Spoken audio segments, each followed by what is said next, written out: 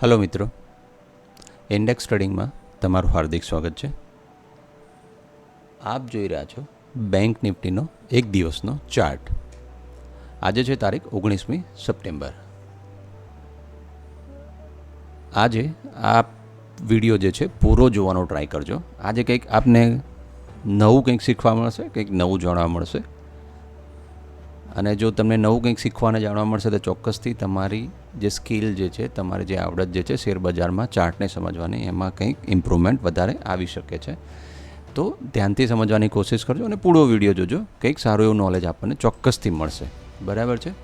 તો આજે 19 તારીખના રોજ માર્કેટ જે છે બેંક નિફ્ટીનું ક્લોઝિંગ જે છે એ લગભગ 53,037ની આસપાસ થયું છે, બરાબર। તો આપે નોંધ્યું હશે ગઈકાલના વિડીયોમાં મેં આપને સ્પષ્ટપણે સમજાવ્યું હતું કે જો આ માર્કેટ જે છે આની ઉપર અથવા આની આસપાસ આવે છે, બરાબર છે, એટલે કે પ્રાઇસ આ જે હાઈ હતી 350ની આસપાસ, 350ની આસપાસ માર્કેટ બેંક નિફ્ટીનો ચાર્ટ આવે છે, બેંક નિફ્ટીની પ્રાઇસ આવે છે, તો એ જગ્યાથી સેલર્સ ટ્રાય કરી શકે છે નીચે લાવવા માટે।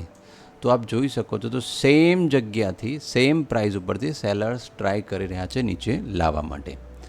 હવે આ વસ્તુ જે છે એને અલગ રીતે સમજવાની કોશિશ કરીએ કે માર્કેટની અંદર આ પ્રાઇસ એવું કેમ થયું, કારણ કે આ પ્રાઇસ જે હતી ઓલ ટાઈમ હાઈની પ્રાઇસ હતી। જ્યારે ફર્સ્ટ ટાઈમ માર્કેટ આવ્યું ત્યારે સેલર્સ રિએક્ટ કરે અને છેક નીચે સુધી લઈને આવ્યા હતા। આ વખતે માર્કેટની અંદર સેલરે ટ્રાય કર્યો છે અને તમે સમજવાની કોશિશ કરજો કે આ વખતે માર્કેટની અંદર જે છે શૂટિંગ સ્ટાર જેને કહેવાય એ ટાઈપની કેન્ડલ અહીંયા ફોર્મેશન આજે થઈ છે। તો શૂટિંગ સ્ટાર બનવાના કારણે અહીંયા માર્કેટ નીચે આવવાની સંભાવનાઓ થોડીક વધી જાય છે, બરાબર છે, નીચે આવવાની સંભાવના વધી જાય છે। તો માર્કેટમાં ફોલ ડાઉન આવી જ જાય એની કોઈ ગેરંટી તો હોતી નથી, પણ માર્કેટ ટોપ ઉપર છે, માર્કેટ સૌથી ઉપરની સાઈડ છે અને આ ટાઈપની કેન્ડલ જો બનતી હોય તો સંભાવનાઓ વધી જતી હોય છે, બરાબર છે। હવે માર્કેટ આજે 15 મિનિટમાં ચાર્ટમાં ચેક કરીએ કે કેવી રીતે બિહેવ કર્યું હતું અને આવતીકાલે તારીખ 20મી તારીખની આસપાસ માર્કેટ કેવી રીતે બિહેવ કરી શકે છે એની માટેની જરા ચર્ચા કરી લઈએ। તો હવે આપણે ચાર્ટને 15 મિનિટના ટાઈમ ફ્રેમમાં ચેક કરીએ, બરાબર છે। માર્કેટ ખુલતાની સાથે જ બે ગ્રીન કેન્ડલ સાથે ઉપર ચડ્યું હતું, બરાબર છે, પણ જેવું જે પ્રાઇઝની આસપાસ આવે છે 350ની આસપાસની હાઈ લગાવીને 350ની પ્રાઇસની આસપાસ હાઈ લગાવે છે, એ સમય દરમિયાન સેલર અટેકિંગ મોડમાં આવે છે। દેખો આ બે વસ્તુ બનતી હોય છે, આ પ્રોફિટ બુકિંગ પણ આવે છે, બરાબર, આ પ્રોફિટ બુકિંગ પણ હોય, જે મોટા બાયર્સ હશે એમનું પ્રોફિટ બુકિંગ પણ હોય, અને આ લેવલ્સ એવું હતું ઓલ ટાઈમ હાઈનું લેવલ 350ની આસપાસનું, જ્યાંથી સેલર પણ અટેક થઈ શકે છે। એટલે કે જે બાયર્સે અહીંયાથી બાય કરેલું હશે, એમાં ઘણા બધા બાયર્સ અહીંયા સેલ કરીને નીકળી ગયા હશે, પણ જેમણે સેલ નહીં કરી હોય નેક્સ્ટ ડે માટે એમની પોઝિશન હશે તો એમનું સેલિંગ અહીંયા પણ આવ્યું હોય। હવે અહીંયા બે વસ્તુ બની હોય, પ્રોફિટ બુકિંગ પણ આવ્યું હોય અને સેલર પણ આવ્યા હોય, કારણ કે ઓલ ટાઈમ હાઈની પોઝિશન હતી, અહીંયાથી માર્કેટ પડવાની સંભાવનાઓ બની શકે છે, જેના કારણે સેલર પણ અટેકિંગ મોડમાં ધીરે ધીરે પોતાની પોઝિશન બનાવતા હોય એવું પણ બને। પણ આપણે જ્યારે વન ડેનો ચાર્ટ ધ્યાનથી જોયો તો એ જે છે ગ્રીન કેન્ડલ છે, રેડ કેન્ડલ નથી, બરાબર છે, એટલે કે બાઇંગમાં હજુ થોડુંક પ્રેશર છે, બરાબર છે। જો આવતીકાલે માર્કેટ ગેપ અપ ખુલી જાય છે, બરાબર છે, આવતીકાલે જો માર્કેટ ગેપ અપ ખુલી જાય છે તો એ કેસની અંદર ઓકે આપણે એક દિવસનો ચાર્ટ કરીને જરા થોડુંક હજુ પણ ધ્યાનથી સમજવાની કોશિશ કરીએ કે જો માર્કેટ ગેપ અપ ખુલી જાય છે એ કેસમાં હજુ બી પ્રોબેબિલિટી આની વચ્ચે કે આની ઉપર ખુલી જાય છે તો પણ પ્રોબેબિલિટી છે કે માર્કેટ ઉપરની સાઈડ જાય, પણ જો માર્કેટ આ બાઇંગ આજના ઓપનિંગ પ્રાઇસની નીચે ખુલી જાય છે, બરાબર છે, આની ક્યાંક, તો એ સિનારીઓમાં માર્કેટ નીચે આવવાની સંભાવનાઓ ઘણી વધી જતી હોય છે, બરાબર છે. તો આ જે ઝોન છે એ તો તમને ખ્યાલ જ છે, હોલ્ડિંગ ઝોન, જે આપણે પહેલાં પણ સમજ્યા હતા. તો અહીંયા પણ માર્કેટ થોડાક દિવસ માટે અહીંયા નીચે આવે, અહીંયા 2-3 દિવસ સ્પેન્ડ કરે ને પછી પાછું નીચે આવી જાય આ લેવલ સુધી, બરાબર છે. તો જે લેવલ્સ જે છે એ તો આપણે ડે વાઇઝના લેવલ્સ આપણને ખ્યાલ આવી જશે, પણ સમજવાની વસ્તુ એવી છે કે માર્કેટ કઈ જગ્યાએ ઓપન થાય છે. આવતીકાલે જો માર્કેટ ગેપ અપ ઓપન થઈ જાય છે અને ફરી પાછું જે ઉપર જતું રહે છે, ઉપરની સંભાવનાઓ છે આપણે નકારી ના શકીએ, બરાબર છે. પણ જો નીચેની સાઈડ ખુલી જાય છે તો જે સેલર્સ છે ધીરે ધીરે અટેકિંગ મોડમાં આવી જશે, અને આ લેવલ જ્યારે તૂટશે આની નીચે, એટલે કે 52,150ની આસપાસનું લેવલ નીચે તૂટશે તો પ્રોપર સેલિંગ મોડમાં આવશે. કારણ કે આ જે સ્ટ્રોંગ બાઇંગ ઝોન હતું એનાથી જ્યારે માર્કેટ નીચે આવશે તો પછી ઓર નીચે થોડુંક આવવાની શક્યતાઓ વધી જતી હોય છે, બરાબર છે.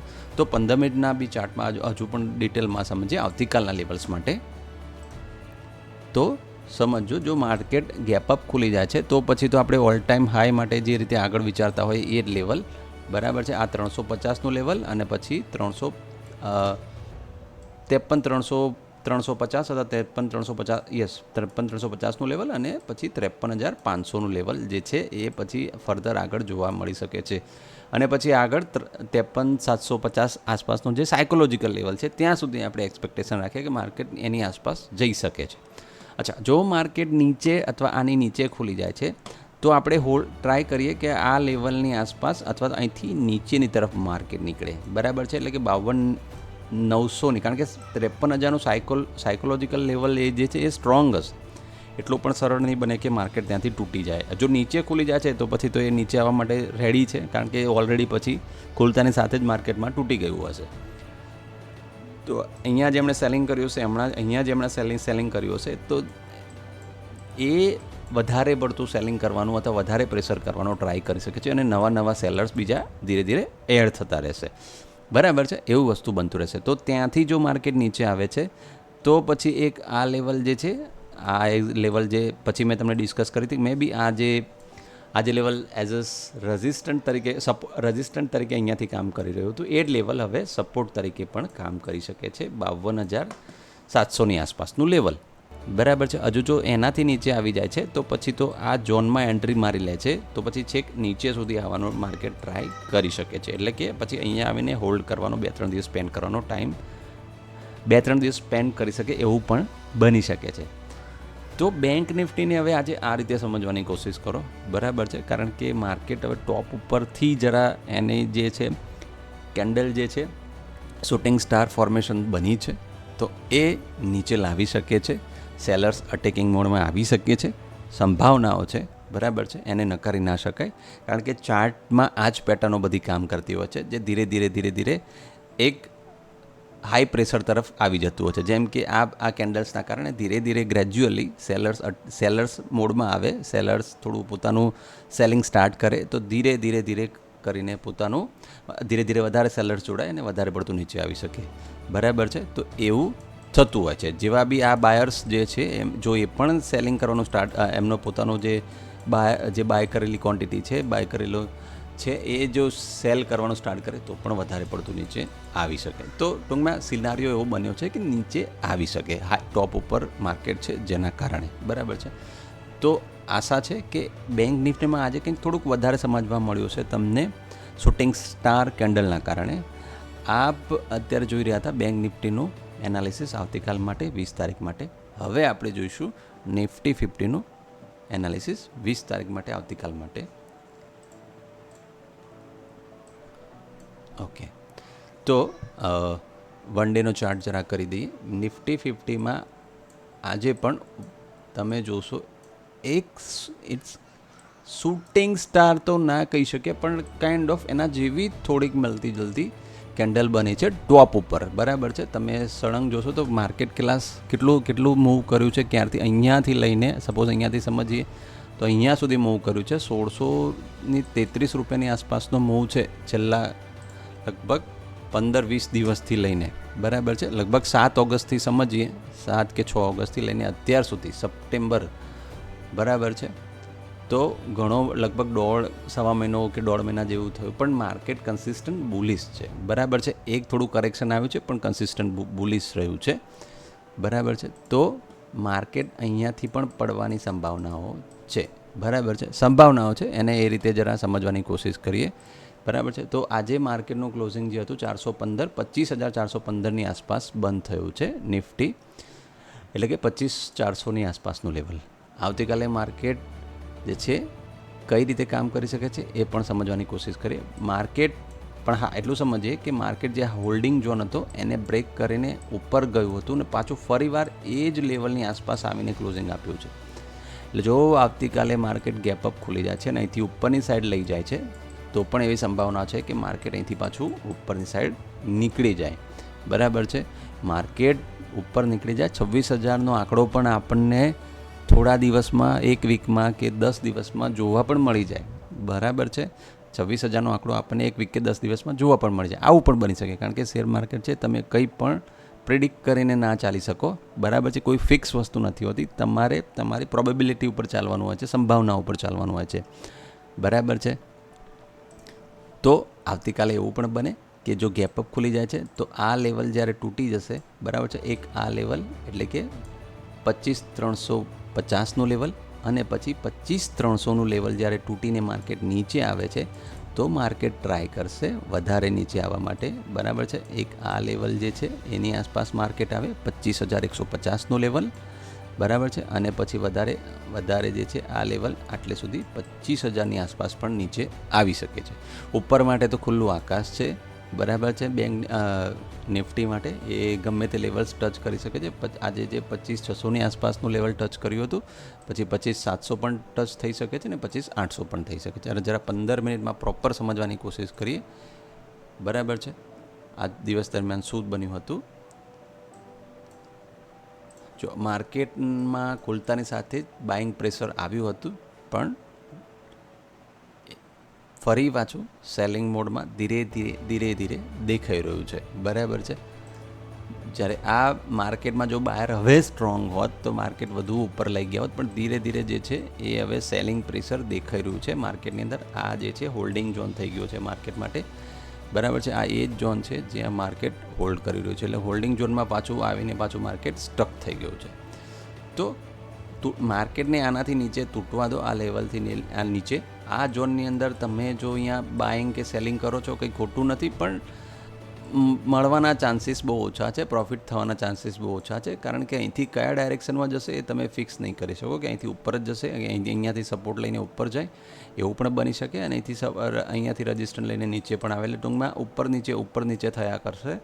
અને જે આપની એક્સપેક્ટેશન હોય એ પ્રમાણે હા, તમે સ્કેલ્પિંગ ટ્રેડ લઈ શકશો. સ્કેલ્પિંગ ટ્રેડમાં એમાં તમને પ્રોફિટ થઈ જાય. બરાબર છે. પણ તમે થોડોક મોટો ટ્રેડ વિચારતા હોય તો એ માટે અહીંયા શક્ય નથી, આ હોલ્ડિંગ ઝોનમાં શક્ય નથી. એની માટે આ નીચે કેન્ડલ આવવા દો. બરાબર છે. કાં તો પછી એને ઉપર નીકળવા દો આ લેવલ માટે. બરાબર છે. જો અહીંથી ઉપર નીકળે છે તો એક આ લેવલ આવે છે અને પછી આ લેવલ આવી જાય છે, જે તમને હમણાં સમજાવ્યું. 25,500નું લેવલ અને પછી 25,600નું લેવલ, આ લેવલ પણ ઉપર માટે જોવા મળે છે. આ નીચે માટે તો તમારે માટે ખુલ્લું છે. બરાબર છે. 25,280. ઓકે, આ લેવલ્સ જે છે એ પહેલાં પણ સમજાવેલા હતા. એ લેવલ 25,300ની આસપાસનું લેવલ. બરાબર છે. અને પછી આ જે છે 25,270 કે 280 આસપાસનું લેવલ જે છે ત્યાંથી તમને નીચેની તરફ જોવા મળી શકે છે. તો નિફ્ટી 50માં અત્યારે હાલ સિચ્યુએશન હોલ્ડિંગ ઝોન જેવી છે.